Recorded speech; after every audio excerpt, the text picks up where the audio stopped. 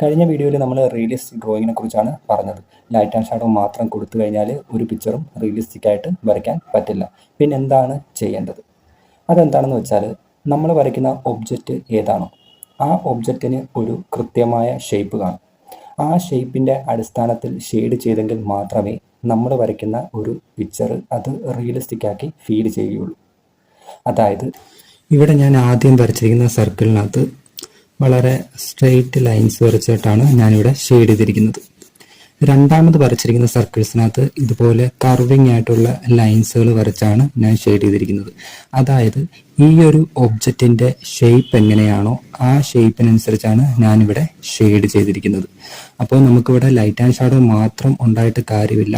നമ്മൾ വരയ്ക്കുന്ന ഒബ്ജക്റ്റിൻ്റെ ഷേപ്പിനനുസരിച്ചും കൂടി ഷെയ്ഡ് ചെയ്തെങ്കിൽ മാത്രമേ നമ്മൾ വരയ്ക്കുന്ന പിക്ചർ റിയലിസ്റ്റിക് ആയിട്ട് ഫീൽ ചെയ്യുകയുള്ളൂ. ലൈറ്റ് ആൻഡ് ഷാഡോ മാത്രം കൊടുത്തത് കൊണ്ട് ഒരു ചിത്രവും റിയലിസ്റ്റിക് ആവില്ല. നമ്മൾ വരയ്ക്കുന്ന ഒബ്ജക്റ്റിൻ്റെ ഷേപ്പിനനുസരിച്ചും കൂടി ഷെയ്ഡ് ചെയ്തെങ്കിൽ മാത്രമേ നമ്മൾ വരയ്ക്കുന്ന ചിത്രങ്ങൾ റിയലിസ്റ്റിക് ആവൂ. ഇതുപോലുള്ള ഡ്രോയിങ് ടിപ്സിനായിട്ട് എൻ്റെ ചാനലൊന്ന് ഫോളോ ചെയ്തിരിക്കുക. ഡ്രോയിങ് പഠിക്കാൻ ഇൻട്രസ്റ്റ് ഉള്ള നിങ്ങളുടെ കൂട്ടുകാർ കൂടി വീഡിയോ ഒന്ന് ഷെയർ ചെയ്ത് കൊടുക്കുക. ചാനൽ സബ് ചെയ്യാൻ മറക്കണ്ട, കൂട്ടുകാർക്ക് ഷെയർ ചെയ്യാനും മറക്കണ്ട.